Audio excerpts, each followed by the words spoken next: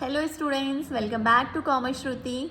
तो हमारी जो जनरल एंट्रीज की सीरीज़ है वो कंटिन्यू है और हमने इससे पिछली क्लास में क्या देखा था, सारे traditional rule of debit and credit से हमने क्वेश्चन सॉल्व करने के बाद देखा था कि हमारे modern rules of debit and credit क्या है। हमने देखा था कि मॉडर्न अप्रोच के अकॉर्डिंग कैसे हम चीज़ें ट्रांजेक्शन में कैसे हम डेबिट करते हैं किसी भी एंट्री को और कैसे हम क्रेडिट करते हैं। तो इसका सिंपल सा फंडा मैंने आपको एक क्रक्स में क्या बताया था कि जहाँ पे भी हमारे प्रोप्राइटर का शेयर डिक्रीज होता है ना, जिस भी ट्रांजेक्शन से हमें लग रहा है कि जो हमारा ओनर है उसके शेयर क्या हो रहे हैं, डिक्रीज हो रहे हैं, यानी कि उसका प्रॉफिट कैसे ना कैसे रिड्यूस हो रहा है, उसको हम क्या करते थे, डेबिट करेंगे। और जो भी हमारे प्रोप्राइटर के शेयर को इंक्रीज करेगा उसको हम क्या करेंगे, क्रेडिट करेंगे। जैसे कि हमने पूरा ये फॉर्मेट डिस्कस किया था, डेबिट में हमारा क्या था, इंक्रीज इन असेट, वैसे डिक्रीज इन असेट हम क्या करते हैं, क्रेडिट करते हैं। और ऐसा हम क्यों करते हैं, इंक्रीज इन असेट को क्यों डेबिट करते हैं और डिक्रीज इन असेट को क्यों क्रेडिट करते हैं, ये भी हमने अपनी प्रीवियस क्लास में बहुत डिटेल में डिस्कस किया हुआ है। ठीक है, ओके। तो हमने समझने के लिए कुछ एग्जांपल्स भी अपनी प्रीवियस क्लास में कवर किए थे। जैसे हमने क्या, फर्नीचर परचेज, सैलरी पेड,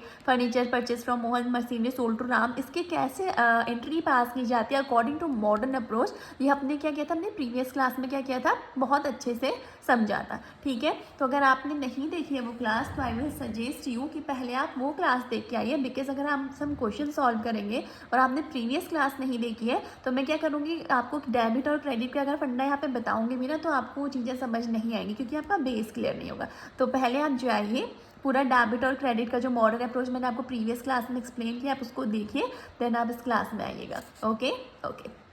तो एक आज क्वेश्चन और सॉल्व करते हैं just to get mastery on this topic. ठीक है, इसकी और ज़्यादा क्लैरिफिकेशन हो जाएगी कैसे मॉडर्न अप्रोच के अकॉर्डिंग हम एंट्री पास करते हैं। उसके लिए हम क्या करेंगे, एक क्वेश्चन सॉल्व करेंगे और एक क्वेश्चन वही है जिसकी हम ऑलरेडी एंट्री पास कर चुके हैं एज पर ट्रेडिशनल अप्रोच, यानी कि हमने इस क्वेश्चन को ऑलरेडी सॉल्व किया था। आप मेरी प्रीवियस वीडियोस में जाके देख सकते हैं, जो हमारी सीरीज़ है उसमें हमने फोर्थ वाला क्वेश्चन ऑलरेडी सॉल्व किया, लेकिन कौन से मेथड लगा के सॉल्व किया हुआ है, ट्रेडिशनल मेथड लगा के सॉल्व किया हुआ है। तो आज मैं आपको दिखाऊंगी कैसे सेम क्वेश्चन को हम मॉडर्न अप्रोच लगा के इसकी एंट्रीज पास कर सकते हैं। समझ में आई बात? ठीक है, तो क्वेश्चन देख लेते हैं। बोलना है पास necessary general entries for following transaction. ठीक हो गया, ओके। तो आज पहला हमारा ट्रांजेक्शन क्या है इस सीरीज का, डेप्रिसिएशन ऑन फर्नीचर।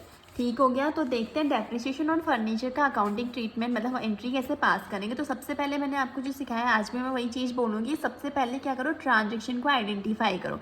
एक इम्पैक्ट क्या पड़ रहा है, हमारा डेप लग रहा है यानी कि डेप्रिसिएशन लग रहा है। ठीक हो गया, किस पे लग रहा है, फर्नीचर पे। इतना तो हमें क्या हुआ, ट्रांजेक्शन समझ में आ गया कि डेप्रिसिएशन लग रहा है किस पे, फर्नीचर पे। और हमने ऑलरेडी क्या चीज़ डिस्कस की कि जो हमारा डेप्रिसिएशन होता है ना, ये क्या होता है, नॉन कैश एक्सपेंस, यानी कि हमारे लिए एक तरीके से क्या होता है, खर्चा होता है। क्या डेप्रिसिएशन क्या होता है, खर्चा होता है। लेकिन क्योंकि क्या होता है कि हमारे बिजनेस से कोई कैश बाहर नहीं जाता, किसी थर्ड पार्टी को नहीं जाता या किसी और अदर पार्टी को नहीं जाता, तो इसीलिए हम इसको क्या बोलते हैं कि नॉन कैश एक्सपेंस होता है। ठीक हो गया। अब क्या बोला मैंने, डेप्रिसिएशन हमारा अल्टीमेटली है क्या है, तो खर्चा ही। ठीक है, तो क्या होता है कि हमारा क्या हो रहा है, बिजनेस में एक खर्चा इंक्रीज हो रहा है ना, यानी कि क्या हो रहा है, बिजनेस में एक खर्चा क्या हो रहा है, इंक्रीज।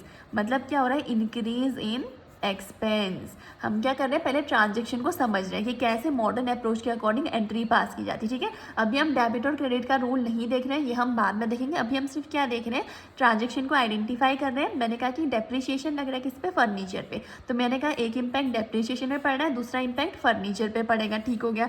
डेप्रिसिएशन क्या होता है, हमने ऑलरेडी डिस्कस किया है, डेप्रिसिएशन हमारा नॉन कैश एक्सपेंस होता है। अच्छा, तो मुझे पता चल गया कि डेप्रिसिएशन क्या होता है, हमारे लिए खर्चा। तो यानी कि यहाँ पे क्या हो रहा है, हमारा एक खर्चा इंक्रीज हो रहा है। ठीक हो गई बात, ओके। तो चलो मॉडर्न रूल्स जो हमारे ना डेबिट और क्रेडिट के जरा उसमें देखते हैं कि क्या कुछ ऐसा कहीं पे गिवन है कि इंक्रीज इन एक्सपेंस का कैसे ट्रीटमेंट किया जाता है। बिल्कुल गिवन है, यहाँ पे लिखा है कि अगर कभी भी इंक्रीज होता है ना किसी भी खर्चे में या कि कोई भी हमें लॉस होता है तो उसको हम क्या करेंगे, डेबिट करेंगे। समझ में आई बात? यानी कि इंक्रीज इन एक्सपेंस को यहाँ पे हम क्या करेंगे, डेबिट करेंगे।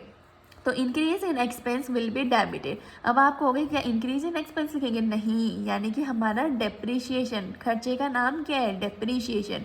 तो डेप्रिसिएशन अकाउंट को क्या करेंगे, यहाँ पे डेबिट करेंगे। समझ में आ गई बात? ठीक हो गया। एक इम्पैक्ट तो हमें पता चल गया कि डेबिट क्या होगा। अब हर ट्रांजेक्शन के दो इम्पैक्ट होते हैं। ठीक है, कुछ चीज़ डेबिट हुई तो कुछ क्रेडिट भी होगी। तो क्रेडिट क्या होगा, देखो दूसरा इम्पैक्ट मैंने क्या बोला, हमारा किस में पड़ने वाला है, फर्नीचर में। फर्नीचर में क्या इम्पैक्ट पड़ने वाला है, फर्नीचर की वैल्यू डिक्रीज होगी ना, फर्नीचर की वैल्यू रिड्यूस होगी कि नहीं होगी। देखो क्या होता है ना, लेट्स सपोज मैंने एक फर्नीचर लिया था 50,000 का, ठीक है, और मैंने अज्यूम किया कि ये जो मेरा फर्नीचर है या फिर मशीन, सपोज हम अज्यूम करते हैं मशीनरी हमने परचेज करी थी जिसकी कॉस्ट थी 50,000। अब मैंने एक एस्टिमेट, एक अनुमान लगाती हूँ कि ये मशीनरी मेरे बिजनेस में कितने टाइम तक चलेगी। मैंने कहा कि ये मशीनरी मेरे बिजनेस में 5 साल तक चलेगी, यानी कि एक साल में मैं इस मशीनरी का कितना पोर्शन यूज़ कर रही हूँ, 10,000। फिर इसके नेक्स्ट ईयर इसकी वैल्यू क्या रह जाएगी, 40,000। फिर से मैं क्या करूँगी, इसका 10,000 यूज़ करूँगी। नेक्स्ट ईयर मेरी मशीनरी की वैल्यू कितनी रह जाएगी, 30,000। फिर से मैं इसका 10,000 यूज़ करूँगी, फिर ये रह जाएगी 20,000। फिर अगेन मैं 10,000 यूज़ करूँगी, तो लास्ट ईयर जब इसकी वैल्यू 10,000 रह जाएगी तो फिर क्या रहेगी, इसकी वैल्यू बिल्कुल क्या हो जाएगी, ज़ीरो, कुछ भी नहीं बचेगा। यानी कि फर्स्ट ईयर में इसकी वैल्यू 50,000 थी, फिर अगले साल में इसकी वैल्यू सिर्फ 40,000 रह गई, फिर 30, फिर 20, फिर 10।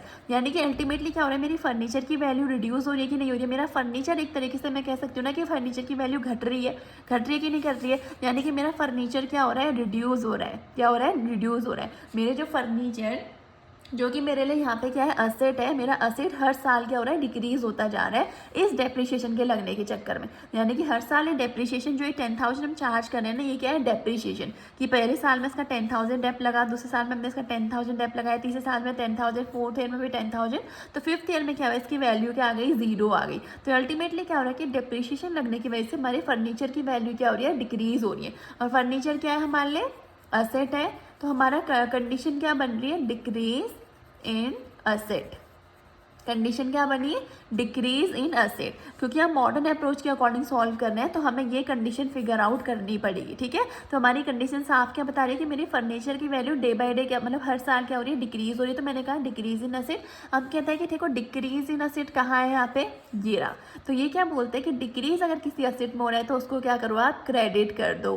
समझ में आ गई बात। अगर किसी फर्नीचर की वैल्यू क्या हो रही है, असेट की वैल्यू डिक्रीज हो रही है, तो आप उसको क्या करेंगे, क्रेडिट। तो मैंने लिखा ठीक है, डिक्रीज इन असेट, असेट का नाम क्या है, फर्नीचर।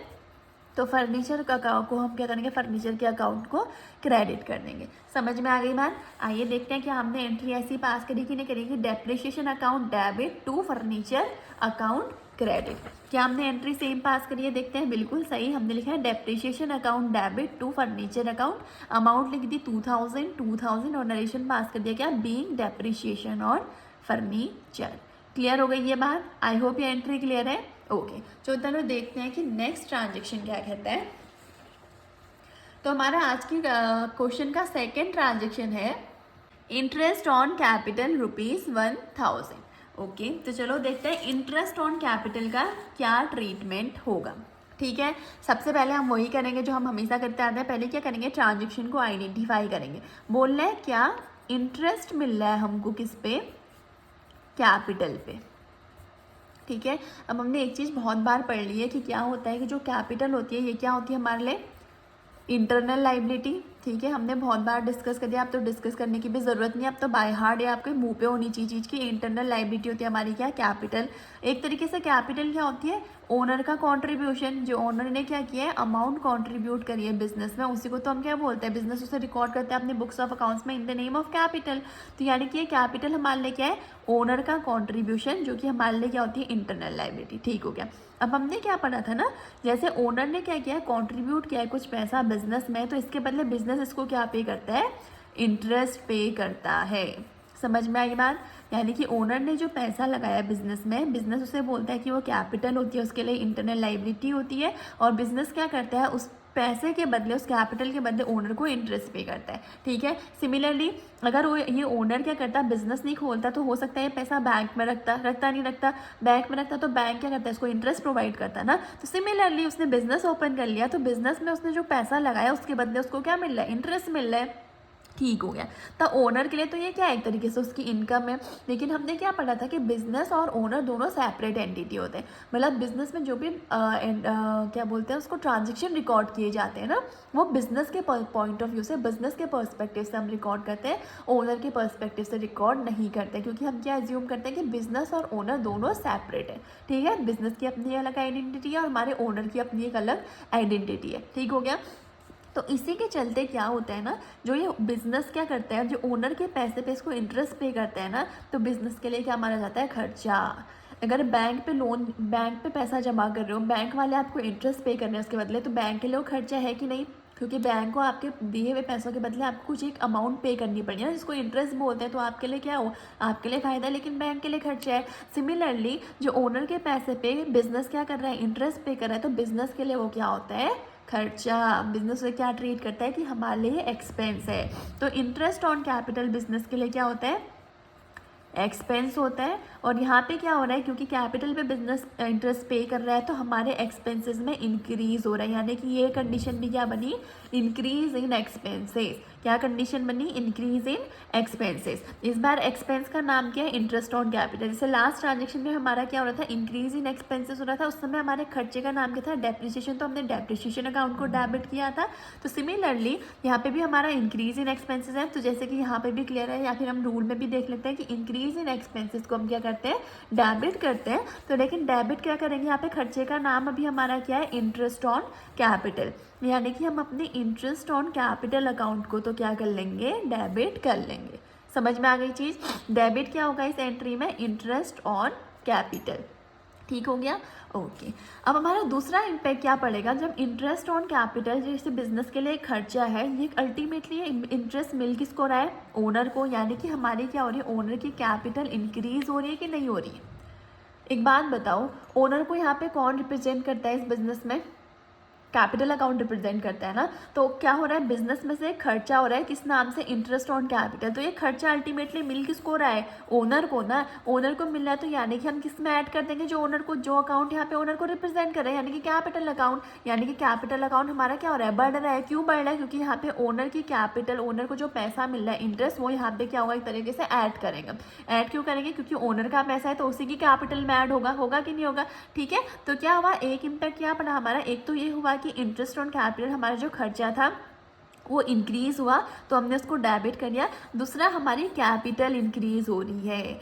अब कैपिटल क्या होती है, हमने भी पढ़ा कि बिजनेस क्या कहता है कि जो है कैपिटल है ये मेरे लिए इंटरनल लाइबिलिटी है। पढ़ा कि नहीं पढ़ा, कैपिटल बिजनेस के लिए क्या होती है, इंटरनल लाइबिलिटी। तो हमारे लिए क्या हो रही है, कैपिटल इंक्रीज हो रही है, मतलब हमारे लिए क्या हो रही है, इंटरनल एक हमारे लिए लाइबिलिटी है, यानी कि हमारी लाइबिलिटी इंक्रीज हो रही है। क्या इंक्रीज हो रही है, लाइबिलिटी इंक्रीज हो रही है। तो इंक्रीज इन लाइबिलिटी को हम क्या करते हैं, क्रेडिट करते हैं। और लाइबिलिटी का नाम क्या है यहाँ पे हमारा, कैपिटल। तो कैपिटल अकाउंट को हम क्या करेंगे, क्रेडिट करेंगे। समझ में आई बात की नहीं आई? एक बार और क्लियर कर देती हूँ कॉन्सेप्ट। मैंने क्या बोला कि इंटरेस्ट ऑन कैपिटल क्या हो रहा है, इंटरेस्ट ऑन कैपिटल हमारे लिए खर्चा होता है, क्योंकि बिजनेस से पैसा बाहर जा रहा है। बिजनेस ओनर को क्या कर रहा है, उसके पैसे, जो उसने पैसे दिए हैं उसके बदले उनको इंटरेस्ट पे कर रहा है। ठीक है, तो हमने कहा खर्चा था, तो हमारा एक खर्चा बढ़ गया किस नाम से, इंटरेस्ट ऑन कैपिटल, इसको हमने डेबिट कर दिया। दूसरा इम्पैक्ट इसका कहाँ पड़ा हमारा, कैपिटल पे, क्योंकि इंटरेस्ट भी किस पे दिया जा रहा है, कैपिटल पे दिया जा रहा है। ठीक है, तो कैपिटल क्या होगी, इससे हमारी इंक्रीज होगी। क्यों इंक्रीज होगी, अभी हमने डिस्कस किया, क्योंकि अल्टीमेटली ये क्या, पैसा किसको मिलना है, ओनर को मिलना है। और सेकेंडली अगर हम देखें तो क्या हो रहा है, हमारी कैपिटल क्या है, एक लाइबिलिटी है। ठीक है, तो लाइबिलिटी जो पे करनी है हमें, ओनर का जो पैसा इंक्रीज हो रहा है इसमें, उसकी वजह से हमारी इंटरनल लाइबिलिटी जो कि कैपिटल लाइबिलिटी होती है, हमारी लाइबिलिटी भी बढ़ रही है।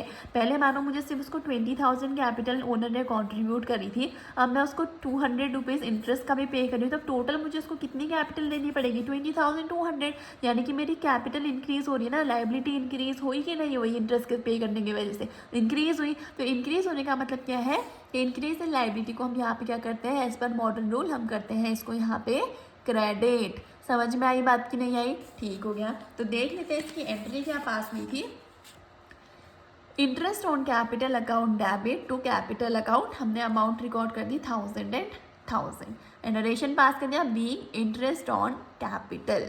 क्लियर है कि नहीं है? I hope it is clear to you. ठीक हो गया, तो अब करते हैं आज का नेक्स्ट ट्रांजेक्शन इस क्वेश्चन का, दैट इज आउटस्टैंडिंग सैलरीज। ठीक है, तो हमारा नेक्स्ट ट्रांजेक्शन क्या है, आउटस्टैंडिंग सैलरीज। अब ये मत पूछना कि आउटस्टैंडिंग क्या होता है, बहुत बार हम डिस्कस कर चुके हैं, चलो फिर भी एक बार रिवाइज कर लेते हैं। आउटस्टैंडिंग सैलरी मतलब होता है कि ऐसी सैलरी जो ड्यू हो चुकी है, जो ड्यू हो चुकी है लेकिन अभी तक उसका पेमेंट नहीं किया गया है, यानी कि ऐसा खर्चा जो ऑलरेडी बिजनेस को उसको पे कर देना चाहिए था, लेकिन आज तक बिजनेस ने उसको पे नहीं किया, तो ऐसे को हम क्या बोलते हैं कि वो हमारे लिए क्या है, आउटस्टैंडिंग। ठीक है, तो ट्रांजेक्शन क्या कह रहा है, आउटस्टैंडिंग सैलरीज। पहले हम क्या करेंगे, ट्रांजेक्शन को आइडेंटिफाई करेंगे। ठीक है। सबसे पहले बोला आउटस्टैंडिंग सैलरीज, ठीक है। तो मैं एक ट्रांजेक्शन का एक तो इम्पैक्ट इसका साफ साफ कहाँ पड़ रहा है मुझे समझ आ रहा है, अच्छा कोई सैलरी हमको पे करनी है भाई, साफ साफ हमें क्या समझ आ रहा है कि अच्छा सैलरी पे करनी है। चलो ये बाद में देखते हैं कि उसने पे की है नहीं किया, बस ये हम बाद में क्या करेंगे, फिगर आउट करेंगे। पहला इम्पैक्ट तो मुझे पता चल गया कि भाई हमने सैलरी पे करनी थी, ठीक है। तो सैलरी क्या होता है, सिंपल सी बात है, खर्चा। बिजनेस के लिए खर्चा है कि नहीं खर्चा, अपने एम्प्लॉयज़ को बिजनेस सैलरी पे करे तो बिजनेस के लिए क्या है, खर्चा।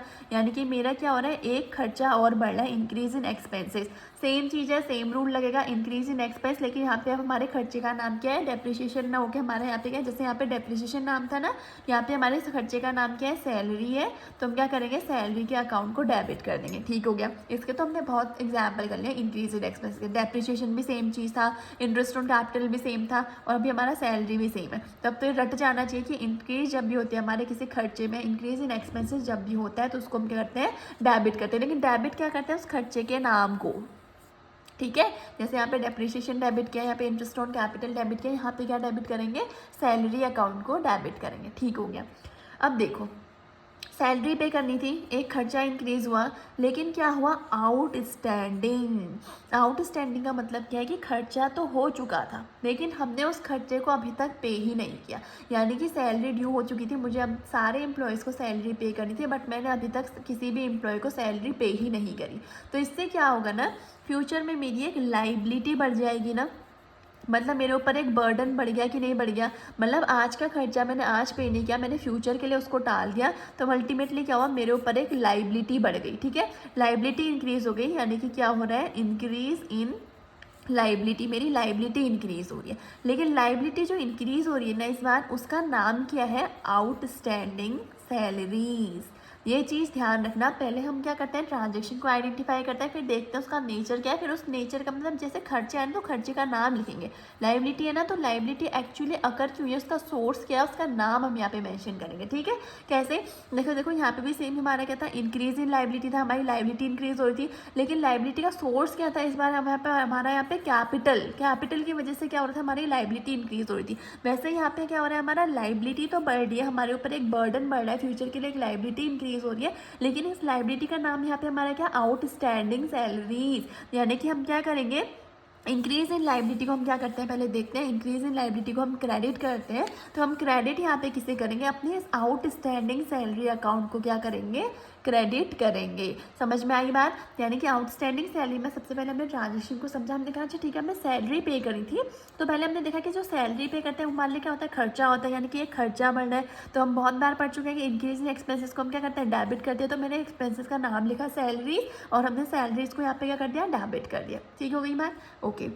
दूसरा इम्पैक्ट हमने देखा कि सैलरी पे तो करनी थी लेकिन आउटस्टैंडिंग है। आउटस्टैंडिंग मतलब ड्यू हो चुकी है लेकिन अभी तक ये बिजनेस से पैसा बाहर नहीं गया है, तो अभी तक मैंने खर्चा है, खर्चे का पेमेंट नहीं किया है, तो क्या होगा, ये मेरी लाइबिलिटी बढ़ाएगा, क्योंकि फ्यूचर में तो पे करना ही पड़ेगा ना। भले मैं आज भाग जाऊँ, मैं कहूँ कि आज मैं अपने खर्चे से बच रही हूँ, मैं कह रही हूँ मैं आज नहीं पे कर रही, लेकिन कल के दिन तो मुझे पे करना पड़ेगा ना। तो फ्यूचर के लिए मेरे लिए एक बर्डन इंक्रीज हो रहा है ना, एक लाइबिलिटी इंक्रीज हो रही है, लेकिन जो लाइबिलिटी इंक्रीज हो रही है उसका नाम क्या है यहाँ पे, आउटस्टैंडिंग सैलरीज। तो इंक्रीज इन लाइबिलिटी को हम क्रेडिट करते हैं, तो किसको क्रेडिट करेंगे, आउटस्टैंडिंग सैलरी अकाउंट को हम क्या करेंगे, यहाँ पे क्रेडिट करेंगे। यानी कि एंट्री क्या होनी चाहिए, salary account debit to outstanding salaries account, ठीक है। आओ देखते हैं एक बार, हमने जो एंट्री पास की क्या उसमें सेम एंट्री पास हो रही है, बिल्कुल। Salaries account debit to outstanding salaries account being salary remained unpaid, और हमने क्या करा, दोनों की अमाउंट को रिकॉर्ड कर दिया। क्लियर हो गई चीज़, ओके। चलिए तो देखते हैं आज की क्लास में अब नेक्स्ट ट्रांजेक्शन क्या है।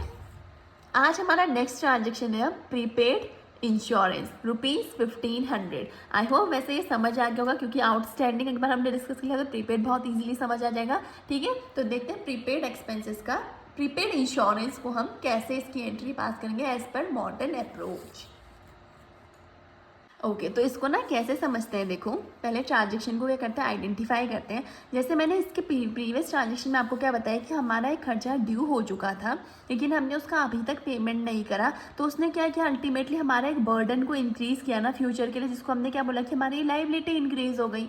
कहा नहीं कहा, ये कहा था ना, बिल्कुल। तो अभी क्या हो रहा है, प्रीपेड इंश्योरेंस, यानी कि हम जस्ट अपोजिट केस है। हमने क्या करा कि हमें एक इंश्योरेंस का पेमेंट करना था और हमने उसको एडवांस में पेमेंट कर दिया। प्रीपेड मतलब क्या, हमने इसका क्या करा, एडवांस में पेमेंट कर दिया। अब क्योंकि ड्यू होने के बाद भी पे नहीं किया तो लायबिलिटी इंक्रीज हुई फ्यूचर में, तो हमने फ्यूचर में जो पे करना था उसको एडवांस में पे कर दिया, तो हमारा असेट इंक्रीज हो जाता है। समझे कि नहीं समझे लॉजिक? मतलब कि जैसे मानो मुझे आज किसी को कोई पेमेंट करनी थी, मैंने नहीं पे की, तो मेरा एक बर्डन इंक्रीज हुआ ना फ्यूचर के लिए, मतलब मेरी एक लायबिलिटी इंक्रीज हुई ना, ठीक हो गया। अब मानो मुझे फ्यूचर में किसी को पेमेंट करनी थी, मैंने आज ही पेमेंट कर दिया, अपना बर्डन रिड्यूस कर दिया, अपनी क्या करिए, एक लायबिलिटी को डिक्रीज कर दिया, कह सकते हो अपना बर्डन रिड्यूस कर दिया, तो वो मेरे लिए क्या कहलाता है, असेट। असेट क्यों? क्योंकि ये मुझे बेनिफिट दे रहा है, हमारे लिए क्या हो रहा है, एक फायदे का काम है। मैंने क्या करा, फ्यूचर में जो मुझे पेमेंट करना था मैंने उसका एडवांस पेमेंट कर दिया, ठीक हो गया। तो उसी को हम बोलते हैं प्रीपेड। तो प्रीपेड जो होता है ना हमारे लिए, प्रीपेड इंश्योरेंस जैसे हमने बोला, तो जो भी हम एडवांस में पेमेंट करते हैं ना, हम उसको क्या कंसीडर करते हैं कि हमारे लिए असेट है। क्या है हमारे लिए? असेट है। तो अल्टीमेटली मेरा क्या हो रहा है, एक असेट इंक्रीज हो रहा है, ठीक है। क्या हो रहा है यहाँ पे, मेरी क्या कंडीशन बन रही है, मेरा एक असेट इंक्रीज हो रहा है, क्योंकि मुझे जो फ्यूचर में पेमेंट करना था मैंने उसका एडवांस में पेमेंट कर दिया, तो मेरा असेट क्या हो रहा है, इंक्रीज हो रहा है। तो इंक्रीज इन असेट को हम क्या करते हैं, डेबिट करते हैं। यानी कि असेट का नाम यहाँ पे क्या है, हम असेट नहीं लिखेंगे, हम क्या लिखेंगे, असेट का नाम, जो कि हमारा क्या है यहाँ पे, प्रीपेड इंश्योरेंस। यानी कि प्रीपेड इंश्योरेंस अकाउंट को हम यहाँ पे क्या करेंगे, डेबिट करेंगे। समझ में आई बात? हमने क्या कहा कि प्रीपेड इंश्योरेंस मतलब कि ऐसा हमने क्या करा, एक एडवांस में पेमेंट कर दिया अपने खर्चे को, जो कि हमें फ्यूचर में पे करना था, तो अल्टीमेटली हमारा क्या कहलाता है कि हमारे लिए असेट है। जैसे फ्यूचर अभी पे करना था लेकिन हमारी फ्यूचर में लायबिलिटी इंक्रीज हो गई, क्योंकि पे ही नहीं किया तो लायबिलिटी इंक्रीज हुई। सिमिलरली फ्यूचर में पे करना था लेकिन एडवांस में पेमेंट कर दिया, तो ये हमारे लिए क्या हो जाता है, असेट हो जाता है, ठीक हो गया। अब हमारा असेट इंक्रीज हो रहा है, तो इस असेट का नाम क्या था, प्रीपेड इंश्योरेंस। तो हमारा असेट को हमने क्या कर दिया, डेबिट कर दिया, क्योंकि रूल क्या कहता है कि जब भी असेट में इंक्रीज हो रहा है उसको आप डेबिट कर दो। समझ में आ गई बात? ठीक है। दूसरा इम्पैक्ट क्या पड़ रहा है, इंश्योरेंस पे क्या करना था हमें, इंश्योरेंस पे करना था। अब जैसे देखो, आपने ये तो सुना होगा कि हम LIC करवाते हैं, लाइफ का इंश्योरेंस करवाते हैं, हम गाड़ी का, व्हीकल्स का इंश्योरेंस करवा लेते हैं, ठीक है। तो अल्टीमेटली इंश्योरेंस क्या है, हमारे लिए एक तरीके से खर्चा है ना, हमारे प्रॉफिट को रिड्यूस करेगा कि नहीं करेगा। लेट्स सपोज मैंने 50,000 रुपीज़ प्रॉफिट अर्न किया, अब मुझे इसका इंश्योरेंस पे करना है 2,000, तो मेरा प्रॉफिट कितना हो जाएगा, प्रॉफिट में से ही तो मैं सारे खर्चे पेयर करूँगी, सारे एक्सपेंसेस का पेमेंट करूँगी, इंश्योरेंस भी उसी से पे करूँगी, तो इसने मेरे प्रॉफिट को रिड्यूस कर दिया, तो ये मेरे लिए क्या हुआ, एक तरीके से खर्चा हुआ कि नहीं हुआ। तो सिमिलरली जो इंश्योरेंस है ना, मेरे लिए यहाँ पे ये इंश्योरेंस मेरे लिए क्या है, एक्सपेंस है। क्या है मेरे लिए, एक्सपेंस है। लेकिन यहाँ पे उल्टा हो रहा है, क्या हो रहा है, देखो मेरा एक्सपेंस क्या बढ़ रहा है, नहीं, यानी कि जो फ्यूचर में मेरा खर्चा होने वाला था वो मैंने ऑलरेडी पे कर दिया, तो मेरा एक्सपेंस यहाँ पे डिक्रीज हो रहा है, रिड्यूस हो रहा है, मेरा खर्चा बढ़ नहीं रहा है। मैंने क्या किया, फ्यूचर में होने वाले खर्चे का एडवांस में पेमेंट कर दिया, तो मैंने फ्यूचर का जो बर्डन था वो क्या हुआ, रिड्यूस हुआ, यानी कि मेरे एक्सपेंसेस डिक्रीज हुए। तो यहाँ पे कंडीशन क्या आ रही है, डिक्रीज इन एक्सपेंसेस। समझ में आई बात? मतलब कि मैंने क्या किया कि मुझे इंश्योरेंस, मैंने अपनी कंपनी में हो सकता है एम्प्लॉयज़ का इंश्योरेंस करवाया हो, जिसका पेमेंट मुझे नेक्स्ट ईयर करना था, लेकिन मैंने इस साल एडवांस में ही उसका पेमेंट कर दिया। तो मेरे लिए क्या हुआ, जो फ्यूचर में एक लायबिलिटी मेरी होती वो मेरी क्या हो गई, कम हो गई, यानी कि मेरा एक खर्चा फ्यूचर का क्या हुआ, डिक्रीज हो गया, डिक्रीज इन एक्सपेंसेस। और डिक्रीज इन एक्सपेंसेस क्या कहता है, यानी कि डिक्रीज इन एक्सपेंस हमारा कहता है कि आप इसको क्या करो, क्रेडिट करो। ये रहा डिक्रीज इन एक्सपेंसेस और लॉसेस, तो डिक्रीज इन एक्सपेंसेस को क्या करो, कह रहा है क्रेडिट करो, यानी कि डिक्रीज इन एक्सपेंस, एक्सपेंस का नाम क्या होता है, इंश्योरेंस। हम इंश्योरेंस अकाउंट को क्या कर देंगे, यहाँ पे क्रेडिट कर देंगे। आई बात समझ में कि नहीं आई? तो हमारी एंट्री क्या पास होगी, prepaid insurance account debit to insurance account credit. आइए देखते हैं कि सेम एंट्री पास हुई कि नहीं है। बिल्कुल, prepaid insurance account debit to insurance account 1500 amount लिख दी, नरेशन पास कर दिया, being insurance paid in advance. Clear हो गई बात की नहीं हुई? ठीक हो गया। तो ये हमारा आउटस्टैंडिंग और हमारा प्रीपेड भी क्लियर हो गया। तो अब नेक्स्ट जो है हमारा वो है amount withdrawn by proprietor for personal use. क्या बोला है कि अमाउंट विड्रॉ करिए ओनर ने अपने पर्सनल खर्चे के लिए। तो हमने पहले ही डिस्कस किया था कि जब भी ओनर अपने पर्सनल खर्चे के लिए बिजनेस से पैसा विड्रॉ करता है तो उसे हम क्या बोलते हैं कि ये क्या है, ड्राइंग, यानी कि ये क्या है हमारे लिए बिजनेस के लिए ड्राइंग है। ठीक हो गया। तो देखते हैं इसका इक्वेशन हम कैसे पास करेंगे एज पर मॉडर्न अप्रोच। तो पहले आइडेंटिफाई करते हैं ट्रांजेक्शन को। क्या हो रहा है, ड्राइंग हो रखी है, यानी कि अमाउंट क्या करिए, ओनर ने विड्रॉ कर रखी है। ठीक है, तो आपको एक चीज़ समझाती हूँ। देखो, जब भी क्या हो रहा है कि ओनर क्या कर रहा है, बिजनेस से पैसा निकाल रहा है ना, तो अल्टीमेटली क्या करता है, ओनर की कैपिटल को क्या करता है, रिड्यूस करता है। कैसे, लेट्स सपोज ओनर की कैपिटल 1 लाख थी, ठीक हो गया। अब ओनर ने कुछ पैसा बिजनेस से निकाल लिया, कितना, लेट्स सपोज 10,000। तो अब इसकी कैपिटल कितनी रह गई, 90,000, यानी कि उसके 1 लाख में से उसने 10,000 रुपये निकाल लिए ना अपने पर्सनल खर्चे के लिए। तो अब ओनर की सिर्फ कैपिटल बिजनेस में कितनी रह गई, 90,000। यानी कि क्या होता है कि हमारी क्या करता है, ओनर की कैपिटल को क्या करता है, रिड्यूस करता है। ठीक है, ओनर की कैपिटल को रिड्यूस करने का मतलब क्या है कि कैपिटल क्या होती है, कैपिटल क्या होती है, हमने बहुत बार डिस्कस किया है, इंटरनल लाइबिलिटी होती है। तो यानी कि हमारी लाइबिलिटी में क्या हो रहा है अभी, डिक्रीज इन लाइबिलिटी। हमारे क्या हो रही है, एक तरीके से लाइबिलिटी डिक्रीज हो रही है। समझ में आई चीज़, मैंने क्या बोला कि जब भी बिजनेस में से ड्राइंग होती है ना, मतलब कि ओनर अपने पर्सनल खर्चे के लिए कोई पैसा निकालता है ना, तो अल्टीमेटली हमारी कैपिटल से उसको दिया जाता है। जब हम कैपिटल में से इसको रिड्यूस करते हैं तो हमारी कैपिटल क्या हो रही है, डिक्रीज हो रही है। तो कैपिटल हमारे लिए क्या होती है, इंटरनल लाइबिलिटी। तो इसीलिए हम क्या कहते हैं कि यहाँ पे हमारी लाइबिलिटी क्या हो रही है, डिक्रीज हो रही है। लेकिन जो अभी लाइबिलिटी डिक्रीज हो रही है, किसकी वजह से हो रही है, ड्राइंग की वजह से। तो इसीलिए हम क्या करेंगे, इस ड्राइंग अकाउंट को क्या करेंगे, यहाँ पे डेबिट करेंगे। डेबिट क्यों किया, बिकॉज डिक्रीज इन लाइबिलिटी को हम क्या करते हैं, डेबिट करते हैं। तो लेकिन यहाँ पे डिक्रीज इन लाइबिलिटी, लाइबिलिटी किसकी वजह से डिक्रीज हो रही है, ड्राइंग की वजह से, यानी कि ओनर ने जो अपने पर्सनल खर्चे के लिए पैसा निकाला है उसकी वजह से। तो उसको हम क्या बोलते हैं, ड्राइंग। इसलिए हम यहाँ पे करेंगे, ड्राइंग अकाउंट को क्या करेंगे, डेबिट करेंगे। समझ में आ गई बात कि नहीं आई, ठीक है। अब हमने ना अकाउंटिंग इक्वेशन में भी पढ़ा, हमने बहुत जगह पढ़ा है कि जब क्या होता है कि ड्राइंग होती है ना, एक तो ओनर की क्या हो रही है, कैपिटल रिड्यूस हो रही है, दूसरा क्या हो रहा है, हमारे बिजनेस से कैश बाहर जा रहा है कि नहीं जा रहा है, जा रहा है ना। अल्टीमेटली हम ओनर को क्या पे कर रहे हैं, कैश पे कर रहे हैं। यानी कि 10,000 कैपिटल यहाँ से रिड्यूस हुआ, तो 10,000 कैश भी तो बिजनेस से बाहर जाएगा कि नहीं जाएगा, जाएगा कि नहीं जाएगा, जाएगा ना। तो हमने क्या कहा, एक इम्पैक्ट तो हमारा क्या पड़ा कि ड्राइंग हुई हमारे लिए, बिजनेस के लिए, और दूसरा क्या हुआ, हमारा कैश भी क्या हुआ, रिड्यूस हुआ बिजनेस से। तो कैश क्या होता है बिजनेस के लिए, असेट, यानी कि असेट क्या हो रहा है, डिक्रीज, डिक्रीज इन असेट्स हो रहा है हमारा दूसरा इम्पैक्ट। और क्या कह रहा है, डिक्रीज इन असेट को हम क्या करते हैं, decrease in asset will be credited. यानी कि असेट, कौन सा असेट डिक्रीज हो रहा है, कैश। तो कैश अकाउंट को हम क्या करेंगे, क्रेडिट करेंगे। समझ में आई बात कि नहीं आई, ठीक हो गया। यहाँ पे ना हमने क्या करा कि हमने कहा कि जो भी अमाउंट विड्रॉ करी है ओनर ने, उसको हम बोलते हैं ड्राइंग। लेकिन हमने इसका रीज़न समझा कि हमने ड्राइंग अकाउंट को क्यों डेबिट किया, बिकॉज क्या होता है, जब भी ड्राइंग होती है ना, तो ये हमारी कैपिटल को कम कर देती है। कैपिटल को किसकी, ओनर की कैपिटल को रिड्यूस करती है। ओनर की कैपिटल को रिड्यूस करती है तो उसमें क्या होता है कि अल्टीमेटली हमारी, क्योंकि कैपिटल लाइबिलिटी होती है, इंटरनल लाइबिलिटी, तो हमारी लाइबिलिटी डिक्रीज होती है। और लाइबिलिटी डिक्रीज होती है तो हमने देखा कि लाइबिलिटी किसकी वजह से डिक्रीज हुई, ड्राइंग की वजह से डिक्रीज हुई है। तो हमने ड्राइंग अकाउंट को क्या कर दिया, यहाँ पे डेबिट कर दिया। समझ में आ गई बात, ठीक है। दूसरा इम्पैक्ट क्या पड़ता है इसका कि बिजनेस में से कैश बाहर जा रहा है कि नहीं जा रहा है, ओनर को हम अल्टीमेटली दे क्या रहे हैं, कैश ही तो पे कर रहे हैं। तो कैश क्या हुआ, मेरा रिड्यूस हुआ। तो कैश क्या होता है, असेट, यानी कि असेट में डिक्रीज हुआ। इसीलिए हमने क्या करा, इस असेट को, यानी कि जो कैश है, इसको क्या करेंगे, हम यहाँ पे क्रेडिट करेंगे। तो एंट्री क्या बननी चाहिए, drawing account debit to cash account. आइए देखते हैं, बिल्कुल सही। हमारी एंट्री क्या पर फ्रेम हुई यहाँ पे, drawing account debit to cash account credit. जब हमने इसका नरेशन पास कर दिया, being amount withdrawn by proprietor ₹3,000, ₹3,000।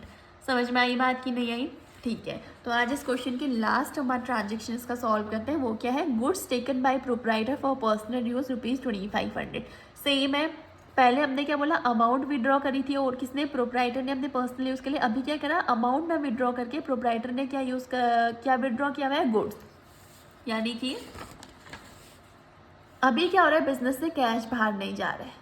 समझ में आई बात। ड्राइंग अभी भी हो रही है क्योंकि क्या कर रखा है, प्रोप्राइटर ने अपने पर्सनल खर्चे के लिए कुछ सामान बिजनेस से लिया हुआ है, तो ड्राइंग तो अभी भी होगी। और ड्राइंग क्योंकि हमारे अल्टीमेटली क्या करेगी, हमारे कैपिटल अकाउंट को रिड्यूस करेगी, तो हमारी लाइबिलिटी डिक्रीज होगी। तो अगेन सेम ट्रीटमेंट, ड्राइंग हमारा क्या होगा, डेबिट होगी, ठीक है। ड्राइंग अकाउंट तो डेबिट होगा। लेकिन अभी क्या हो रहा है, बिजनेस से कैश बाहर नहीं जा रहा है, हम ओनर को कैश नहीं दे रहे हैं। हम ओनर को क्या दे रहे हैं, अभी क्या देने का हमने क्वेश्चन में पढ़ा हमने कि गुड्स टेकन बाय प्रोप्राइटर, यानी कि ओनर अभी क्या कर रहा है, गुड्स बिजनेस से बाहर ले जा रहा है। गुड्स बिजनेस से बाहर जा रहा है, तो गुड्स क्या होते हैं बिजनेस के लिए, असेट होते हैं।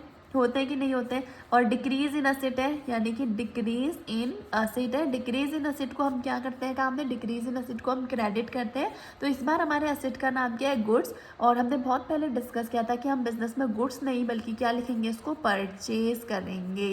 क्या लिखते हैं, परचेज या सेल्स के नाम से हम इसको शो करते हैं। तो गुड्स की जगह पे हम क्या लिखेंगे इसको, कि हमने परचेज किया हुआ है। किसने परचेज किए हुए हैं गुड्स हमसे, ओनर ने परचेज किए हुए हैं अपने पर्सनल यूज़ के लिए। इसीलिए हमने जो असेट में डिक्रीज हुआ किसकी वजह से हुआ, गुड्स, यानी कि गुड्स बाहर गए बिजनेस से तो गुड्स रिड्यूस हुए। गुड्स क्या होते हैं, असेट होते हैं, तो डिक्रीज इन असेट हुआ। तो मैंने कहा हम यहाँ पे असेट का नाम लिखेंगे, लेकिन हम यहाँ पे गुड्स नहीं लिखते, हम इसकी जगह पे क्या लिखेंगे, परचेज लिखेंगे। तो परचेज अकाउंट हमारा यहाँ पे क्या हो जाएगा, क्रेडिट हो जाएगा। ठीक हो गया। तो देखते हैं क्या इसकी एंट्री हमने सही पास करी, नहीं बिल्कुल सही है। हमने क्या करा, ड्रॉइंग अकाउंट को डेबिट किया और परचेज अकाउंट को क्रेडिट किया, एंट्री पास कर दी। Being goods taken by proprietor for personal use भी लिख सकते हो, वट एवर इट, मतलब आप इट्स अप टू यू कि आपको कितना नरेशन पास करना है। बस मेन क्या होता है कि आपको बीइंग से स्टार्ट करना है नरेशन, और समझ आना चाहिए कि एंट्री में हुआ क्या है। ठीक है। और हमने क्या करा, इसके आगे इसकी 2500 अमाउंट लिख दी। ठीक हो गया।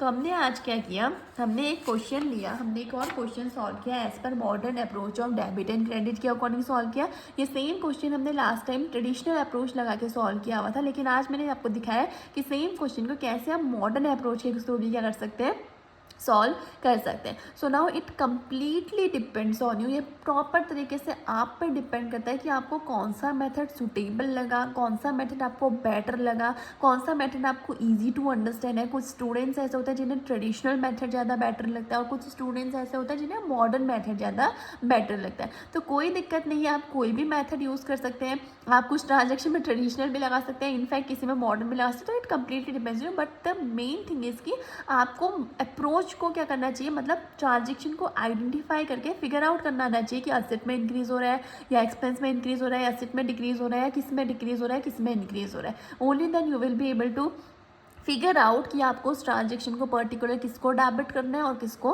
क्रेडिट करना है। ठीक है, समझ में आई कि नहीं आई बात। ठीक है। तो हमने आज ही जो क्वेश्चन सॉल्व किया, अगर आपको इससे रिलेटेड कोई भी डाउट है या फिर कोई भी एंट्री आपको लगी हो थोड़ा सा कंफ्यूजिंग थी, आपके समझ में नहीं आई, तो आप मुझे क्या करना, कमेंट सेक्शन में बता देना। मैं क्या करूँगी, आपको दोनों ट्रेडिशनल मेथड के अकॉर्डिंग भी और मॉडर्न मेथड के अकॉर्डिंग भी आपको क्या करूँगी, दोबारा से एक्सप्लेन कर दूँगी कैसे एक पर्टिकुलर एंट्री को हम पास करते हैं। ठीक हो गया।